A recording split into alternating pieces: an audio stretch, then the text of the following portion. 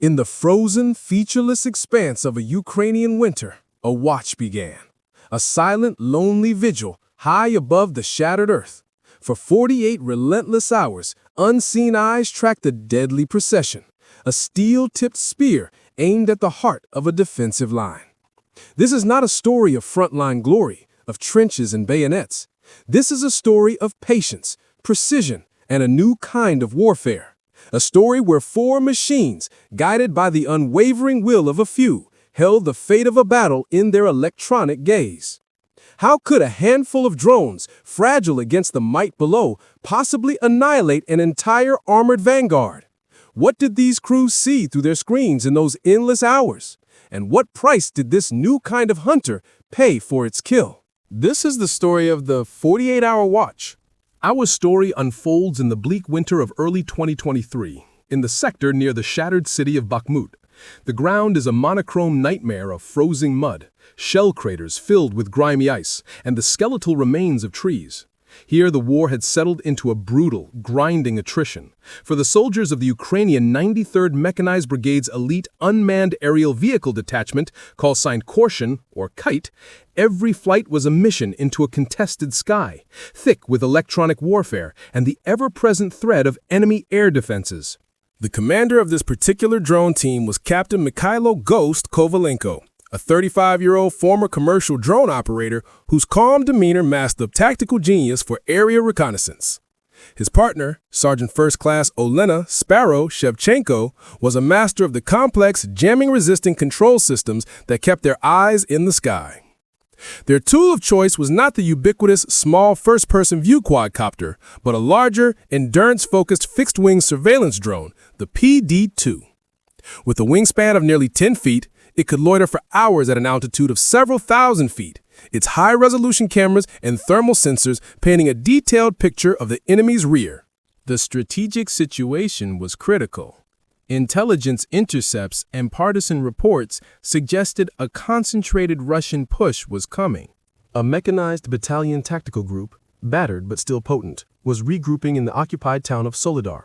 Their suspected objective, to punch through a weakened section of the 93rd's line near the village of Krasnohora, outflank the defenders in Bakhmut, and reignite a stalled defensive. The Ukrainian High Command needed confirmation, and they needed time. They needed to see the spear being sharpened before it was thrust. The order came down to Korshan team. Establish and maintain persistent surveillance over the enemy's main avenue of approach. Do not lose sight. Whatever comes, you must see it first. At 0600 hours, on February 12th, under the cover of a pre-dawn gloom, Captain Kovalenko and Sergeant Shevchenko launched their first PD-2, call sign Vidlik, or Countdown. The electric motor was a mere whisper as it climbed into the gray sky, turning east towards the enemy's known staging grounds. For the first few hours, the feed showed little but the static, war-torn landscape, abandoned positions, burned-out husks of vehicles, and the occasional civilian brave or foolish enough to move along a road. Then, at 1100 hours, Vidlik's thermal sensor caught its first signature. Not a vehicle, but heat plumes. Dozens of them, concentrated in a wooded copse just north of Soledar. Ghost Kovalenko leaned forward, his face illuminated by the soft glow of the monitor. "Engines," he said, his voice flat. "They're running. They're warming up." The watch had found its quarry. By 1400 hours, the picture clarified into a chilling tableau. The thermal and optical zoom revealed a carefully dispersed but unmistakable formation, a classic Russian vanguard. Leading the column were 2 T-90M main battle tanks, their reactive armor blocks giving them a brutish angular silhouette. Behind them, 3 BMP-3 infantry fighting vehicles. Then the logistical tail that gave the spear its reach. 2 MT-LB tracked carriers, 4 Ural 4320 supply trucks, their beds covered and likely laden with ammunition and fuel, and 4 lighter support vehicles. 15 vehicles in total, a self-contained, powerful fist. "A battalion tactical group spearhead," Kovalenko murmured to Shevchenko. "They're not just probing. This is the main effort." He immediately relayed the grid coordinates and composition to Brigade HQ. The response was swift and dire. "Maintain surveillance. Do not compromise your position. We are tasking artillery, but they are out of range. You are our eyes. We need to know the exact moment they move." "A battalion tactical group spearhead," Kovalenko murmured to Shevchenko. "They're not just probing. This is the main effort." He immediately relayed the grid coordinates and composition to Brigade HQ. The response was swift and dire. "Maintain surveillance. Do not compromise your position. We are tasking artillery, but they are out of range. You are our eyes. We need to know the exact moment they move." And so the true watch began. Vidlik, its battery dwindling after 8 hours of silent orbiting, was called home. At 1600 hours, as the winter sun began its early descent, they launched the second PD-2, Tinin, or Shadow. The handoff was seamless. The enemy column remained, but now figures could be seen moving between the vehicles. Soldiers gathered around field stoves. The Vanguard was making its final preparations. Night fell, bringing a biting cold that seeped into the drone team's concealed dugout. The thermal imagery became even clearer against the frozen ground. The vehicles glowed like bright white ghosts against the dark earth. At 2200 hours, the first movement, the engines of the lead T-90M flared brighter on the screen. "They're coming," Shevchenko said, her hand tightening on the control stick. But they didn't. The engine died down. A feint? A final systems check? The psychological strain was immense.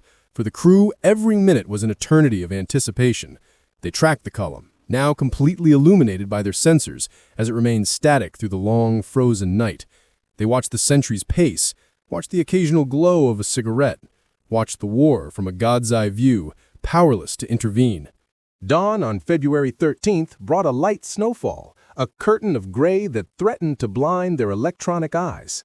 Tinin's sensors struggled with the precipitation. At 800 hours, with the snow thinning, they launched their third drone, Melnitsa, or Kite. The battery of the second was nearly spent. They were burning through their assets, and the enemy had not yet budged. Then, at 1320 hours, the pattern broke. All at once, the thermal signatures of 15 vehicles bloomed into intense activity. Exhaust plumes billowed. The tracked vehicles began to churn the frozen earth. The column was forming up on a rough trail, orienting itself west, directly toward the Ukrainian lines near Krasnohora. The spear was being leveled. "All stations, Korshun actual." Kovalenko's voice was tense but controlled over the secure net. "Vanguard is on the move. Repeat, B is walking. Grid follows. Composition, 2 Tango 90 Mike, 3 BMP-3, 9 soft skins. Speed, approximately 15 kilometers per hour. Estimated time to contact with forward defensive positions, 5 hours. The crisis was no longer approaching. It was rolling forward, one steel track and tire at a time. For the next 2 hours, Captain Kovalenko and Sergeant Shevchenko became conductors of a deadly symphony of information. Melnitsa shadowed the column from a safe distance, its cameras tracking every turn, every pause. The Russian Vanguard moved with cautious aggression, sticking to tree lines and using the rolling terrain for cover. They were professionals, spacing their vehicles to avoid presenting a single, easy target for artillery. A company of Ukrainian defenders in prepared positions around Krasnogora was dug in and waiting, but they were light infantry. Their anti-tank weapons, a few in-laws and javelins, were potent, but against 15 vehicles, including advanced tanks, the math was terrifying. A direct assault would likely overrun the position. The Ukrainian artillery, the promised solution, was still silent. The nearest battery of M777 howitzers was at its maximum range. The first fire ignition was called in. Kovalenko watched the screen, waiting for the telltale flashes of impact. The rounds fell, 200 meters long and to the right of the column. A bracketing shot. The second volley was closer, but the column, now alerted, scattered off the trail, using the sparse woodland for dispersal. The artillery was ineffective. The enemy was using the terrain perfectly and had advanced beyond the ideal engagement zone. The steel fist was closing, and the hammer was missing its swing. By 1630 hours, the lead T-90M was just 8 kilometers from the forward Ukrainian trenches. The light was fading again. Melnitsa's fuel warning light illuminated on the control console. They had one drone left in reserve, Lastivka, or Swallow. It was their final set of eyes. Once it was launched, they would have no backup. If it was lost to enemy electronic warfare or a lucky shot, the Vanguard would vanish into the twilight, and its impact would be felt in the desperate radio calls of the infantry fighting for their lives. To make matters worse, the enemy's electronic warfare suite was active. The feeds flickered with static. "They know they're being watched," Shevchenko reported, her fingers dancing across the console, switching frequencies and encryption protocols to maintain the link. "They're trying to blind us." The weight of the watch now felt physical. In their dugout, the air was thick with tension and the smell of cold electronics and stale coffee. They had done everything right. They had provided flawless intelligence for 40 hours. They had tracked the threat from its cradle. And yet, it was still coming. The High Command's voice over the radio was asking for constant updates, the pressure palpable. The artillery was out of the fight. The infantry was bracing. The entire defensive scheme now hinged on the actions of one drone team and their last fragile aircraft. The Vanguard, sensing vulnerability, picked up its pace. The distance to the contact line ticked down, 7 kilometers, 6.5. The situation was impossible. They were observers in a tragedy about to unfold. How do you stop a column of steel with eyes alone? It was at this moment of utter helplessness that Captain Kovalenko made a decision born of equal parts desperation and deep understanding of his tools. He looked from the screen, showing the glowing thermal ghosts of the vehicles, to the last PD-2, Lastivka, on its launch rail. It was a surveillance platform, not a bomber. It carried no missiles, no gravity bombs, but it did have a payload bay, designed for auxiliary equipment. "We modify the flight profile," he said, his voice cutting through the static-filled hum of the dugout. Sergeant Shevchenko looked at him. He pointed to the screen, to the 4 Ural supply trucks in the middle of the column. "The artillery can't hit them while they're moving and dispersed. We need them to stop. We need them to cluster." He outlined his plan. It was audacious. It relied on precision, timing, and a profound gamble. Lastivka would not just watch. It would hunt. Its payload bay would be loaded not with a sensor, but with a modified, fin-stabilized mortar round, rigged with a laser guidance module from a discarded artillery shell. It was a crude, one-shot weapon system, dreamed up in frontline workshops. The drone would become a single-use, precision-guided munition. But to guide it, they needed a laser designator on the target, and to laze the target, they needed to get dangerously close. They would have to sacrifice their last surveillance asset, Milnitsia, which was already running on fumes. It would make a final, suicidal dive to mark the target. At 17:15 hours, as full darkness enveloped the battlefield, they initiated the plan. Milnitsa, the third drone, received its final orders. Sergeant Shevchenko took the controls, her face a mask of concentration. On screen, the column was a snaking line of heat. She pushed the stick forward. Milnitsa stopped its wide orbit and began a shallow, silent dive from 3,000 feet, its laser designator powered up and slaved to its targeting camera. She had one pass. The Russian column, confident in the dark and their electronic countermeasures, had partially reformed on a firmer road to make better time. The Ural trucks were closer together. "Steady, steady," Kovalenko whispered, his eyes locked on the feed from the diving drone. At 500 feet, the system acquired the lead supply truck. A soft electronic tone confirmed laser lock. Immediately, a storm of small arms fire erupted from the column, tracers reaching up into the dark towards Milnitsa's tiny silhouette. The feed shook violently. "Now, Elena, now!" Shevchenko held the lock. For 3 eternal seconds, the laser painted the target. Then, a flash on the thermal camera. Not an explosion, but the searing heat of a near miss from a vehicle-mounted machine gun. The feed from Milnitsa dissolved into chaotic, spinning gray snow. The connection was lost. The third drone was gone. But it had done its job. The target was lit up for the final act. "Launch Lastivka," Kovalenko commanded. The fourth and final drone shot into the night sky, its electric motor a faint whine.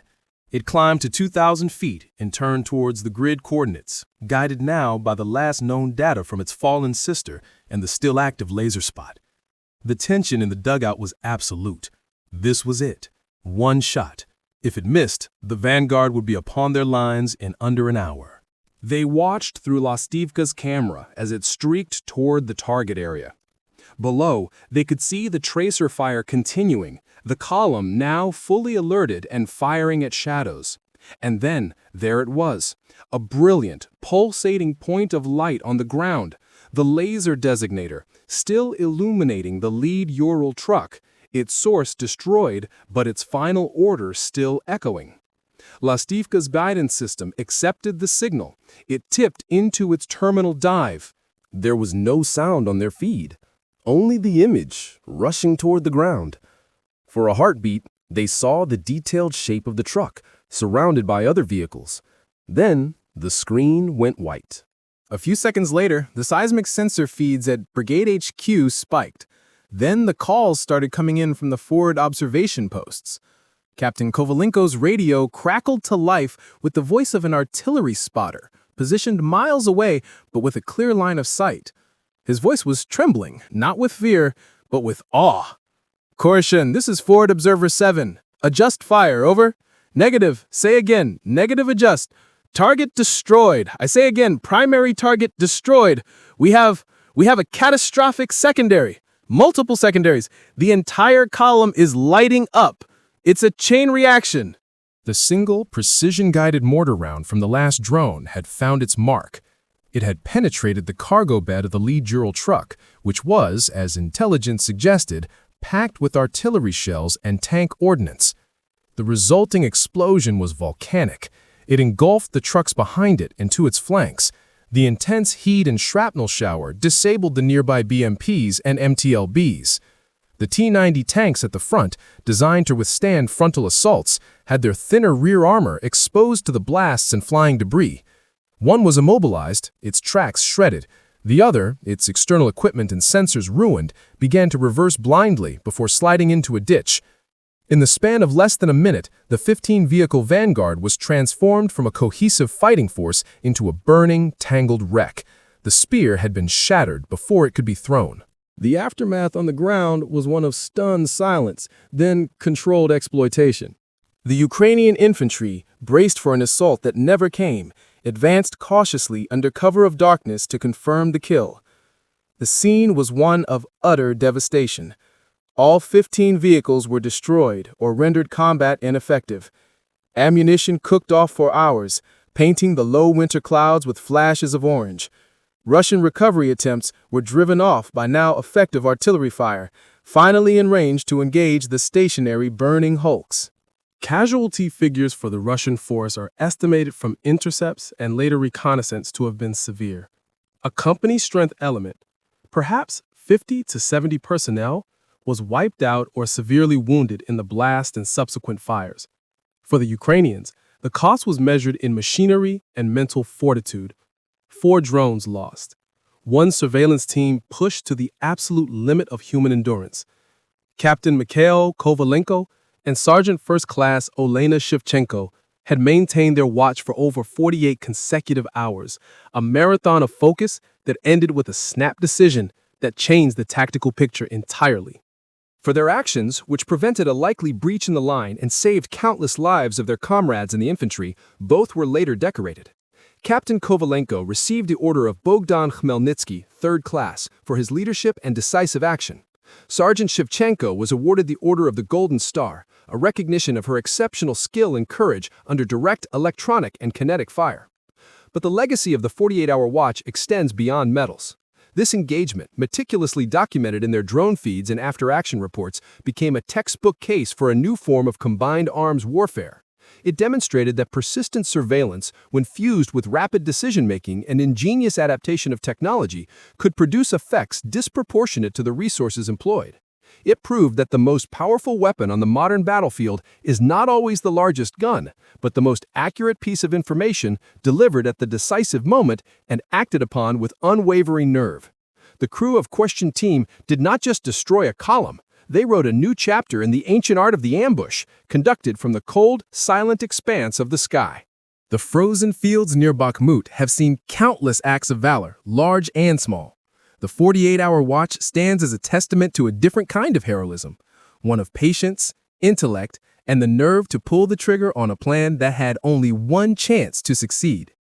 This was just one of countless untold stories from the front lines of history's most devastating conflict. Subscribe to WW2 Records as we continue to bring these forgotten chapters of history back to life.